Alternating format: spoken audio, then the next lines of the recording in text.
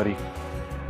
Today we're going to be taking a look at an Orient watch that kind of has had my attention for quite a while, but for some reason I've never really pulled the trigger on. We're going to be taking a look at that, and like with my previous video, we'll talk a little bit about the history, the watch, my personal opinions, do some size comparisons, different things. We'll do some question and answer at the end. But like with my previous video, there is a timestamps in the description where you're free to kind of just jump around and skip any part that you might not want to look at or listen to. So today we're looking at an Orient watch. So a little bit about this brand history.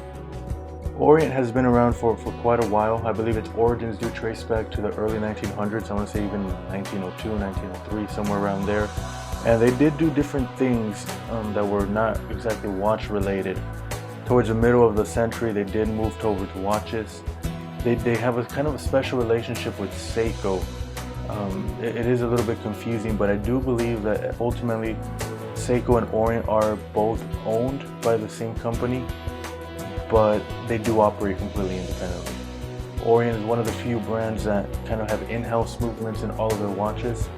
I believe they do produce everything in-house just like Seiko does.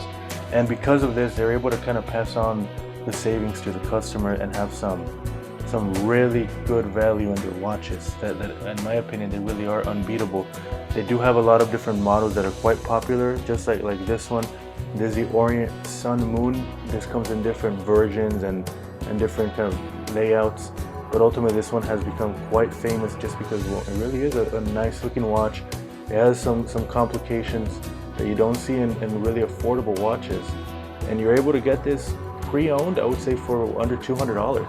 So at that price, it really is hard to beat. There's also the Orient GoldenEye that's kind of become a fan favorite by a lot of people. I personally got this watch maybe 10 years ago, and I paid maybe $200 for it. But ultimately, I got this about 10 years ago, and I haven't serviced it, I haven't done anything to it, and it's still going quite well. It looks great. These are relatively very affordable, and that really is something that represents Orient. They're able to make some great watches at great prices, and I think the watch that we're going to look at today is really a good example of that. So for the watch itself, the packaging really isn't too much to brag about. It seems to be just like a regular box. I did buy this pre-owned, so I'm not exactly sure if this is all the packaging that it comes with, but ultimately for a watch of this price, I wouldn't want too much of my money to be going towards packaging, so I'm personally okay with it. It's just a regular standard box. So here's the watch itself. This is called the Orient Maestro, and I believe this color is labeled as green. I will say it is more of a seafoam green than like a forest green or anything like that. And I did want to bring out this G-Shock because the colors are actually very similar. It's difficult to see under artificial light, but the colors are very similar. And one of the reasons it got my attention was honestly the value. I'll talk a little bit more about that. But ultimately, the color is something that you really don't see often in watches. They have become more popular in the last 3 or 4 years, but ultimately this is a neat color that isn't seen very often. Let's take it out of the pillow here. So again, this is just a standard pillow that came with the watch. Here it is. As you can see, the lugs aren't too long, so it does wear a little bit smaller.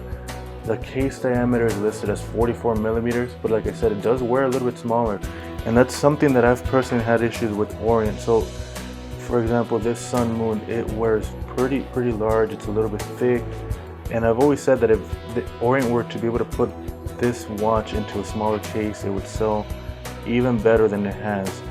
But one of the reasons that I got attracted to this watch, the Maestro, is the fact that they were able to kind of put this all in a small case, small lugs, and it wears quite well.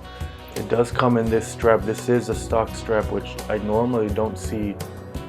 There you go. I normally don't see a lot of companies use mesh as a stock, but it was a nice change of pace. It's not the highest quality, but it's definitely not the worst. I've had a lot of really bad mesh straps that break instantly. This isn't one of them. This actually looks quite nice. Let me clear out the crystal there. It does look quite nice, and this is available, I believe, in not just in other color like black, white, but also in different strap options where you can get a leather strap if you're interested. The case spec is exhibition, and I'm not sure if you can see there, but the rotor does have some nice texture engraved there that past watches haven't really had. So this is my old Orient. Again, this is about 10 years old, and if you take a look at that case spec, the movement definitely does not look as refined as this. So that really is nice to see Orient kind of stepping up the game on their movements. And even though they are extremely affordable, it is a nice touch, and it's something that really did get my attention.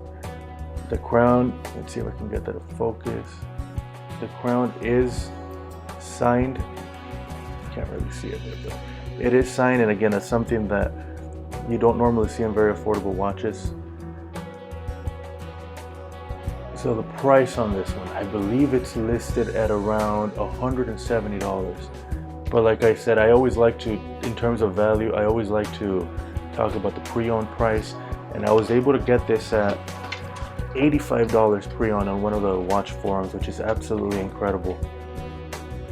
So here it is some more. It really is hard to capture the dial in artificial light, but it really is special, and it's something you don't see in any sort of watch, and much less in any sort of affordable sub $100 watch. So we'll go ahead and do some size comparisons here, and we'll start with the Orient Sun Moon. So again, this is, like I said earlier, this is a watch that I really do enjoy. They're able to get a lot of complexity into the dial. They have some nice textures that there are different textures there too. Just about in every part of the dial there's different texture, and the price at around $200 is just unbeatable. But again, my only gripe with this one watch is the size. So I think putting them side by side here kind of shows that. And I have to put this carefully on top of each other. The thickness is really evident here. The Sun Moon is quite a bit thicker. The long lugs here does make it wear bigger than the dimensions kind of show. And ultimately that's something that the criticism that Orient has received for quite a while. The watches are great. There's really nothing bad about them, but the sizes on a lot of them do seem to be on the bigger side. The popular Bambino that is often talked about as one of the best dress watches ever, and in an affordable market at least, you can get these at $100 pretty much new. But again, they're at 41, 42 millimeters, and for a dress watch that does tend to be quite big. So this at 40 millimeters with small lugs does square quite well. So I brought out this other Orient to show the size of it. The GoldenEye is listed at 39 millimeters. And as you can see, this really does look to be closer to the Maestro. So if you're looking at getting this as an option for a dress watch, it does work similar to a 39 millimeter, especially with the lugs. And if you can see there, the lugs of the Maestro actually look like they're smaller and shorter than the GoldenEye. So it might actually end up wearing a little bit smaller than a 39 millimeter, which is it's pretty good. I also did bring out this Seiko to kind of compare, because they're both often seen as good options for dress watches, and I think that's certainly the case here. But even at that, I do prefer the case shape of the Maestro and the Orient here, simply because I feel it does wear a little bit better on the wrist, as you'll see shortly. But again, this Seiko does retail for about $250 to $300, and this one for $170, and I did buy this new for about $85. So it really does show the value there. A few things that I do like about the Orient here. I love that the date wheel is actually black. I feel like a lot of watches lose that design by just putting everything white, and this being black does really kind of change the look of it. I would have liked it if they could have done it the exact tone of the dial, but you know, I understand the cost of that might be a little more for something in this budget. I also do like that you're able to hack this. You're able to hand wind this, which again to me is really rare for a watch and movement of $90 to $100. And that's really cool. You are able to hack this too, which again, that to me is crazy when you have a lot of Seikos that are in the $300, $400, $500 range that you're not able to do any of these things. So that in and of itself to me is a big plus, and I really do appreciate that from Orient, that they're able to go a little bit above and beyond and watch this affordable. On the wrist, this does wear quite nice. For reference, my wrist is about 6.5 to 6.75 inches. So I do have a smaller wrist, and even at that, it does look like it wears well. It wears even a little bit small, which is really appreciated. As you can see, it doesn't particularly hang at any side. It looks subtle, and aside from the bright dial, it's actually pretty much everything you're looking for in a dress watch. So I did mention I would answer some questions that I did receive. So I think I'll do that now. One of the questions I received was by Paddix_Pikachu's. That's a nice name. And the question essentially says, do you believe in putting your name on wait list of watches? Now this is a very controversial topic in watches, as it seems to be a trend that we're moving towards waiting for watches rather than being able to just go and buy them. Personally, this is just my personal opinion. I don't believe in doing that. I'm of the opinion that I should be, if I'm spending my own money, and a lot of these watches we're talking about thousands of dollars. If I'm going to be spending my own money, I don't think it should be me that's fighting to buy for something. Now, ultimately, that position does leave me without a lot of these watches because I don't believe in that. But that's just my personal philosophy. I think if I'm going to be dropping so much money on something, I should be able to buy it whenever I want at my personal discretion rather than whenever they feel like doing it. But again, like I said, that's a position that ultimately does leave me with without a lot of watches I would be willing to pay for. And like I said too, that is something that a lot of people feel differently. And there's absolutely nothing wrong with wanting to do that. That's just my personal opinion. I don't like that trend.